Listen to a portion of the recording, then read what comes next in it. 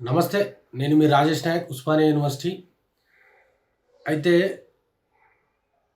ఒక విషపు నాగుపాము అది తన యొక్క సంచారంలో భాగంగా మన నల్లమల్ల అడవుల్లో తిరిగే క్రమంలో ఆ యొక్క నాగుపాముకి అడ్డంగా ఒక రంపం, చెట్లు కోసే రంపము తారాసపడి అది గీరుకొని దానికి రక్తం గారే ప్రయత్నం జరుగుతూ ఉంటాయి.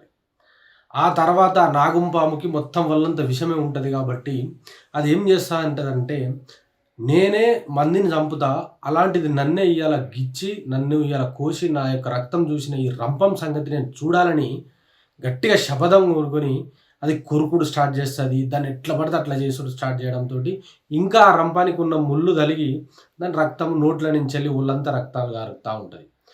నేను ఇంత జేసినా ఈ యొక్క రంపానికి ఏమైతలేదు. దీని సంగతే చూడాలని జెప్పేసి ఇయాల ఆ యొక్క నాగుపాము ఆ యొక్క రంపాన్ని మొత్తం చుట్టూరా చుట్టుకొని దాన్ని ఎట్లా చేసినా ఖరాబ్ జేయాలి, దాన్ని మొత్తం నాశనం జేయాలని జూస్తది. అలాంటి క్రమంలో ఆ యొక్క రంపంతోటి ఆ యొక్క నాగుపాము తునకలైపోయి ఎక్కడక్కడ చిందరవందర పడిపోయి సచ్చిపోతది. అనంటే ఒళ్ళంతా ఇషం గమ్ముకున్నటువంటి నాగుంపాము ఆ రంపం చేతిలో మొత్తం తునకలైపోయి చచ్చిపోయే ప్రయత్నం జరిగింది. నేను ఈ యొక్క స్టోరీ మీకు ఎందుకు చెప్తా ఉన్నా అంటే, తెలంగాణలో రాష్ట్రంలో ఎగ్జాక్ట్‌లీ అదే ఇయాల పరిపాలన జరుగుతా ఉన్నది. తన యొక్క ఒళ్ళంతా విషాన్ని నింపుకున్నటువంటి రేవంత్ రెడ్డి ఇయాల తెలంగాణ రాష్ట్రాన్ని సాధించినటువంటి కేసీఆర్ గారి మీద, తెలంగాణ రాష్ట్రాన్ని అభివృద్ధి చేసినటువంటి మా యొక్క కేటీఆర్ గారి మీద విషం చమ్మే ప్రయత్నం చేస్తా ఉన్నాడు.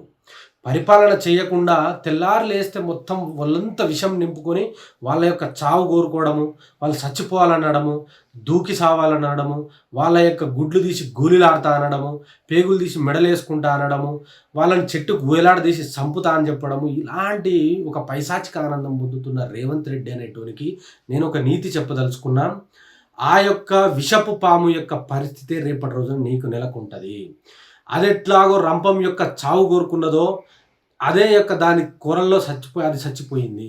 రేపటి రోజున నువ్వు కేసీఆర్ గారి, కేటీఆర్ గారి యొక్క చావు కోరుకుంటున్నావు కొడకా. రేపటి రోజున నీకే ఆ పరిస్థితి వస్తది. నీకు ఆ గతి వస్తది తప్ప నువ్వు వేరే పరిస్థితి లేదు. ఎందుకనంటే పరిపాలన చెయ్యి. నిన్ను కూసోబెట్టింది పరిపాలన చేస్తావని తప్ప వాళ్ళ యొక్క చావు కోరుకోవాలనో లేకపోతే ఇంకేదో చేయాలని కాదు. దయచేసి చెప్తున్న రేవంత్ రెడ్డి ఇప్పటికైనా ఒళ్ళు దగ్గర పెట్టుకొని మాట్లాడు. నాలిక దగ్గర పెట్టుకొని మాట్లాడు. మంచిగా పరిపాలన మంచిగా చేయి. లేని పక్షంలో తస్మత్ జాగ్రత్త. ఎక్కడికక్కడ నిన్ను నినదిస్తాం, నిన్ను ఎప్పటికప్పుడు అడుగుతూనే ఉంటామని చెప్పేసి హెచ్చరిస్తా ఉన్నాం. జై తెలంగాణ.